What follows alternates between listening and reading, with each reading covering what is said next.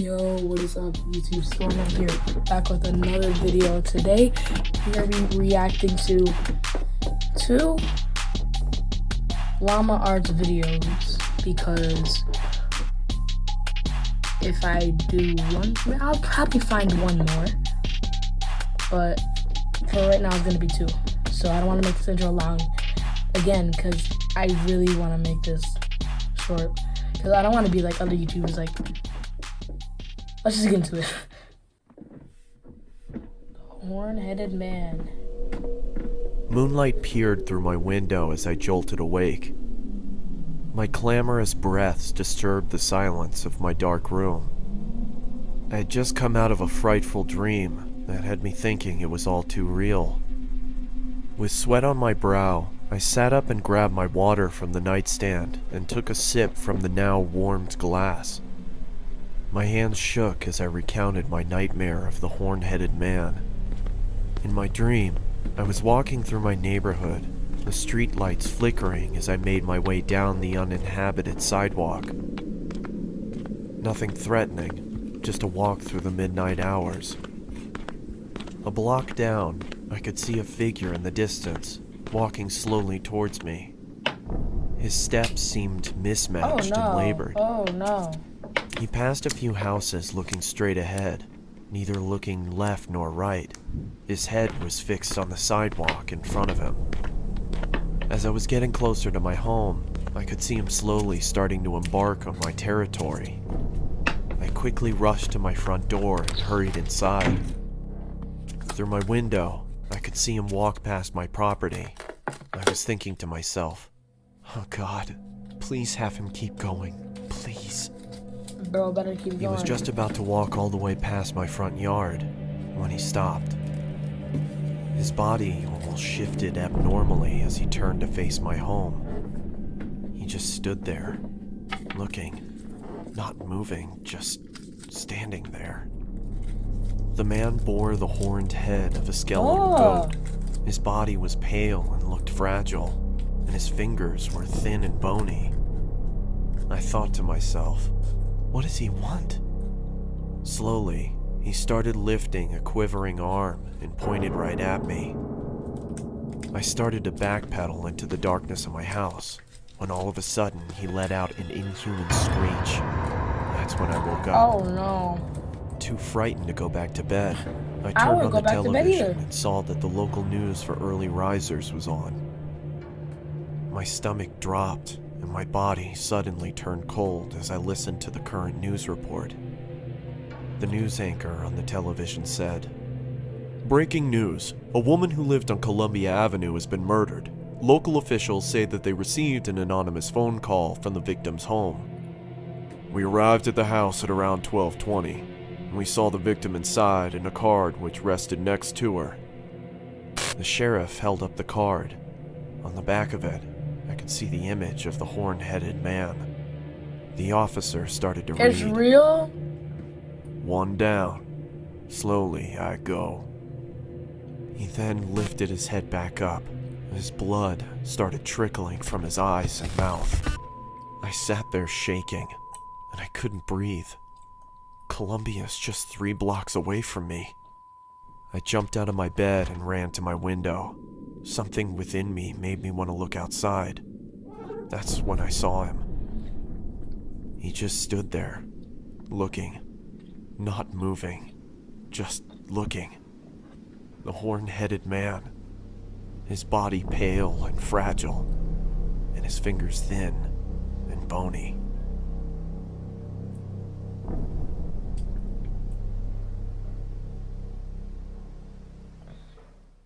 Before you leave, I'm leaving. Alright. This one is called The Roommate Animated by the same people. Next one, you might watch another person, like a different person, do this. So, but we're just gonna get into this one. This video is sponsored by NordVPN. More details at the end. I didn't click. Looking for a new roommate is always a daunting task. Even though you interview and take the time to get to know that person, you don't truly find out who they are until you start living with them. I had begun searching for a roommate after I decided to leave my current residency. I was contacted a couple of hours after placing an ad on the Facebook Marketplace. The message read, "Hey Chris, I'll be moving out of my current apartment this August and I'm looking to room with someone new, as my roommates are moving to California this year. I'm 27 and I'm currently going to school. When I'm not at school, I enjoy hiking and watching movies. I also apprentice at a taxidermy shop on the days I don't have class. Hope that's not weird. It's always been a fun hobby of mine. Anyway, I'm looking forward to hearing back from you. Have a great day, Lunaire." My first and most obvious reaction after reading the message was to check her profile. She was of medium height, had long, messy blonde hair and green eyes. In her profile picture, I saw her standing with a man and a woman shoulder to shoulder. They each adorned goofy grins and held up peace signs. Under the photo, the caption read, "Love my roommates." I smiled to myself and decided to send her a message back. Whoa. The sun beat down on us as we hoisted various objects to the second floor of our new apartment. It took us a couple days to get everything out of the moving trucks and into our new place, but as soon as we did, a wave of relief washed over our sweat-drenched and sore bodies. After a couple more hours of rearranging, They look we like each grabbed a siblings. beer from the fridge and sat on the porch. We reminisced about old 90s cartoons and what video games we obsessed over as kids, and as the sun started to set, I truly felt relaxed and confident that things were going to work out. A week later, I started a new job for a construction company that was owned by a good friend of mine. As I was getting ready, I heard the front door swing open. I walked into the living room to see Lunaire and her friend David sliding in a large box. "What you got there?" I asked. Through a strained grunt, she replied, "I bought a freezer to store some of the animals I'm planning on using in my taxidermy work. I hope that's alright." I was obviously hesitant at first, as there was no mention of this happening in the first place, but I eventually accepted and returned to my room to continue getting ready for work. Nah, I would ask I a came bunch home of at questions, around 9 buddy. p.m. after having a couple of beers with friends and noticed that the freezer was nestled snugly in the lower part of the pantry. A low hum could be heard reverberating off of the inner walls. I was curious to see what was inside, but didn't want to intrude on Lunaire's business, so I went into my room and changed into more comfortable clothing. After changing, I came back out into the kitchen and started making a sandwich. I opened the fridge and grabbed what I needed. As I turned around, I stubbed my toe on the edge of the island countertop and let out a long, exasperated grunt. Through my frustration, I slammed the fridge door shut and checked my toe to see if there was any bleeding. As I raised my head back up, I was greeted by a shadowy figure. Lunaire was standing in the doorway leading to her room. The darkness behind her almost seemed to envelop her.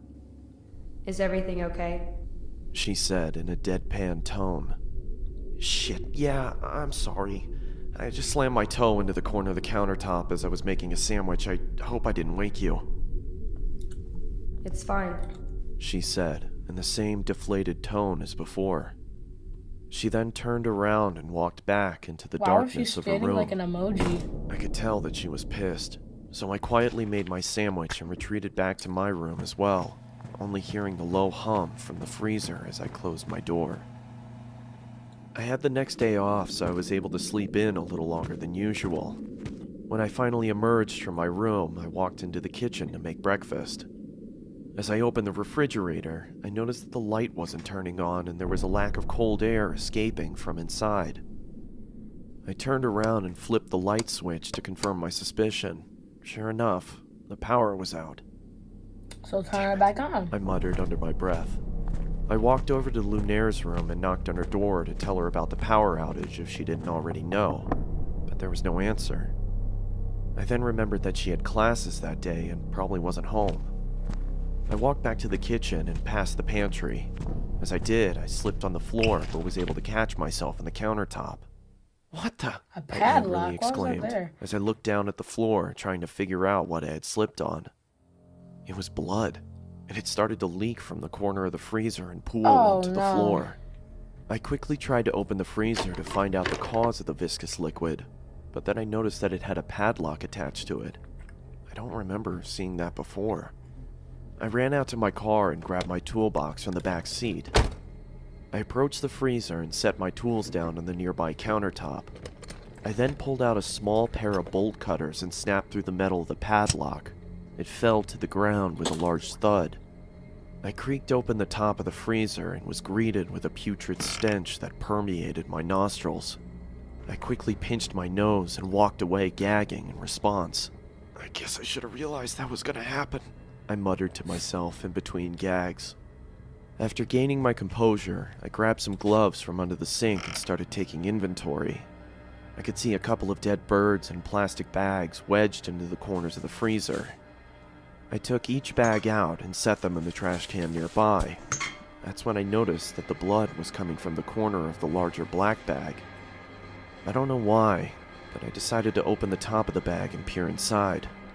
I was greeted by large, milky white eyes, a swollen black tongue surrounded by cracked and bloated lips, and the matted hair of a human head. I swiftly dropped the bag and fell backwards onto the floor. My breathing had ceased to exist, and I grabbed the trash can next to me and expelled my disgust into it. I then ran out the door, got into my car, and called the police. As I sat in the interrogation room with a blanket over my shoulders, I couldn't help but think about the face I'd seen. It looked so familiar. That's when it finally hit me. What? I pulled out my phone and looked at Lunaire's profile picture. It was her old roommate, the one she said was moving to California. When the detective entered the room, she started the questioning process, asking me if I started noticing any weird behavioral occurrences around the apartment. Yeah, I stubbed my toe the other day and she creepily stood in the doorway. It seemed like she was pissed, but for some reason I had a strange feeling like she was concerned about something. That's when I connected the dots. She didn't come out into the kitchen because she heard me stub my toe. She came out into the kitchen because she thought I slammed the freezer instead of the fridge. A cold sweat started to form on my forehead as my surroundings became blurred. This is actually crazy. I could hear a low whine slowly starting to cover up the words of concern from the detective. As my vision started to clear, I could see another officer enter the room and whisper something into her ear as he handed her a piece of paper. "Do you have somewhere you could stay at?" she asked. "I mean, I was planning on staying with my parents. They live about 30 minutes outside of town." "Okay," she paused. "Listen, I don't want to worry you, but we found this picture inside of your apartment." She slid the piece of paper across the table, and I immediately felt like someone kicked me in the chest. The head of Lunaire's other roommate sat on the chair. In the background, scrawled on the wall with blood, read, "Love my roommates. All of them."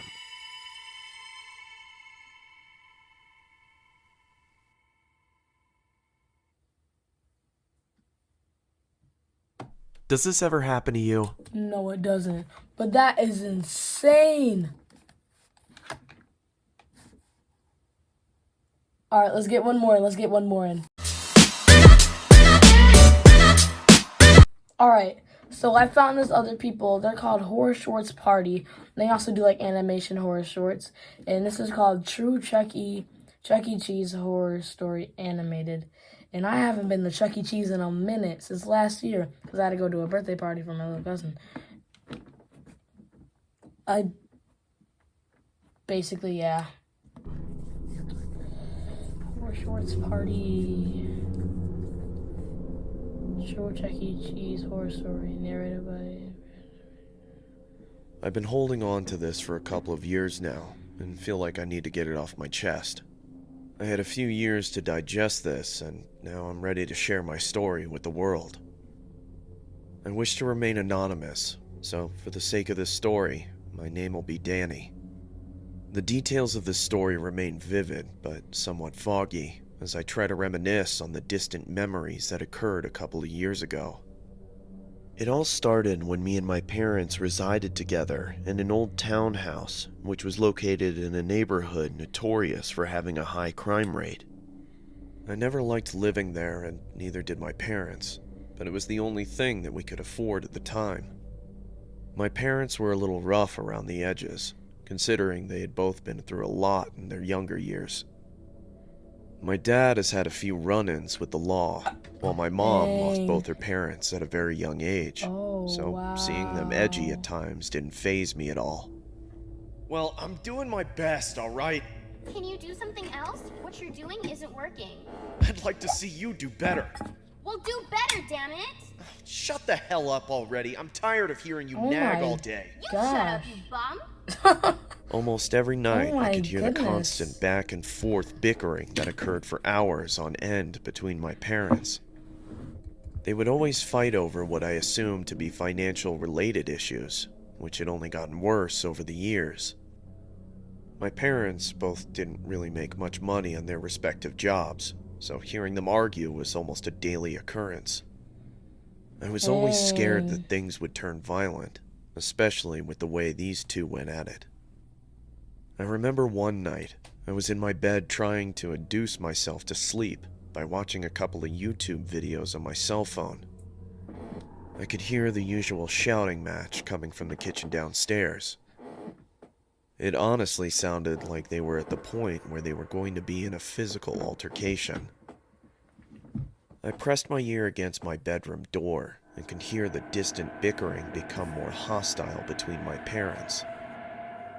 I could make out my mom saying, If you don't get a real job, I'm taking Danny and we're moving out! "What in the hell are you talking about? He doesn't even like you." Shut up! Ooh. Shut up! Shut the hell up!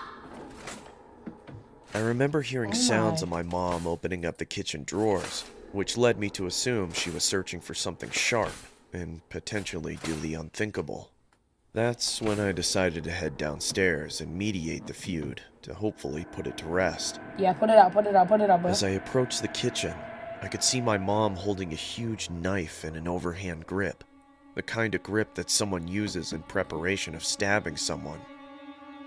I could also see my dad holding one of the dining Look at room the dad, chairs, bro. in which I assumed was his defense mechanism. What are you doing here, Danny? Didn't I tell you never to leave your room unless you have to use the washroom? What's this I'm dumb sorry, rule? Mom, but I heard you and Go to your room, you little turd! Don't call him that! Don't tell me what to do, you mother. Mom, please don't kill Dad! I said go to your room, Danny! Leave Danny alone and put the knife away, Helen! Yeah, like put the knife down. It ain't that big That's of a when my deal. mom began piercing a family portrait of us.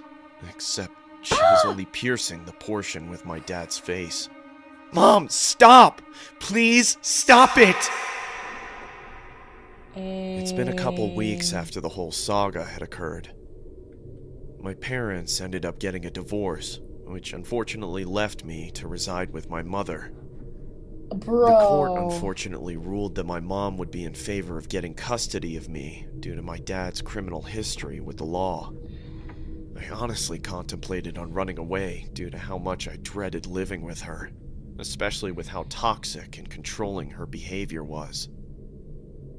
I would spend most of my time locked in my bedroom, sulking on why I couldn't live a normal life like the rest of the younger individuals in my neighborhood. Why in the hell do I have to live with her? Why couldn't I just live with Dad? He was always the better parent.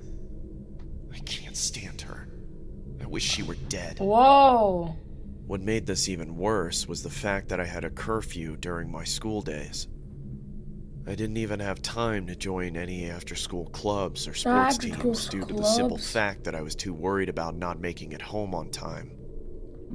I remember my mom locked me out of the house for several hours due to the fact that I was 5 minutes past my curfew. Dang. The one thing I found even more aggravating was how my mom permanently banned me from going to the local Chuck E. Cheese restaurant located that down the crossed the street line. from my residence. If you have never gone to Chuck E. For Cheese, those that aren't I feel familiar bad with for Chuck you. E. Cheese, it's a restaurant that has arcade games and playrooms for younger crowds such as myself. I enjoyed going there, as it would bring back fond memories of when me and my dad used to go. I usually went to Chuck E. Cheese every time it was my birthday, just as a tradition forget it. my dad established when we all used to live together. But all of that is gone now. My mom took my entire childhood away from me, which I find equivalent to ripping my heart out of my chest. Dang. She selfishly didn't want me going because she didn't want me to be reminded of my dad's existence. Wow. The rules and restrictions I had to abide by really made it difficult to make any friends, which put me in a dark state of mind for the latter part of my life. There was one night where I decided to approach my mom and convince her to bring me to Chuck E. Cheese for my upcoming birthday. I honestly cared more about Chuck E. Cheese than my actual birthday itself, which is why I ended up using it as an excuse to go I was there. about to say he liked it more than his mother. Hey, I Mom, would agree with can we his please go to situation. Chuck E. Cheese for my... No, Danny, I already told you this. But it's for my birthday. No. I anticipated the rebuttal my mom was going to throw at me, but that didn't stop me from being persistent with my request. After a few tears and relentless pleading, my mom eventually caved in and agreed to take me there on my birthday. Sundays. The exhilaration of going to Chuck E. Cheese after all these months crazy. was honestly something I would compare to an inmate getting released from jail. Flash I warning. felt so excited, to the point where I didn't even care about anything else. Just me and the place that I once grew to love. My birthday eventually arrived, and it was time for me to finally visit Chuck E. Cheese once again. It was about the evening time, so the venue was usually packed to full capacity. I couldn't help but marvel at what was in front of me, as I genuinely felt I was a kid in a candy shop. Pinch me. I must be dreaming. I immediately started playing the arcade games while my mom wandered off to grab some food. I remember being so hungry, but at the same time so infatuated with every arcade game that was in front of me. I couldn't help but indulge in countless games, as I knew this could be my very last time at Chuck E. Cheese. That's when I felt a strange tap on my shoulder. I turned towards the direction of where I felt the tap, only to see a large Chuck E. Cheese rat mascot hovering over me. I was a little alarmed that the mascot would approach me, considering there were hundreds of guests in attendance. Hey, Chucky? The mascot didn't say anything. He just stood there staring at me with his big elongated eyes. I noticed he had red stains on his costume, which I assumed to be pizza stains. But then I noticed the stains had transferred onto the shoulder area of my shirt from the tap he did earlier. I now knew that these were definitely not pizza stains. They had to be blood stains of some sort. Chucky? Is she gone? Yeah, she is. Here, What? take my hand, Danny. I missed you, Dad. What? I missed you too, son.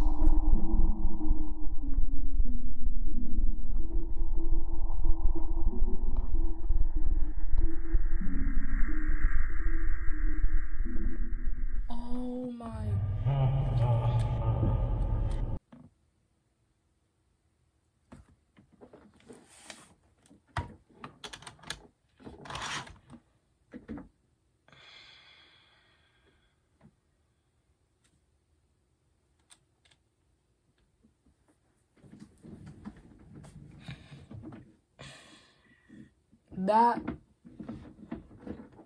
That was crazy. This is gonna be the longest video I've ever had, probably.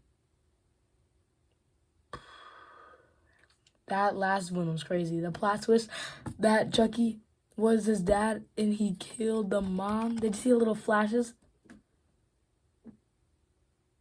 Oh my gosh. Well, thank y'all for watching and stuff. And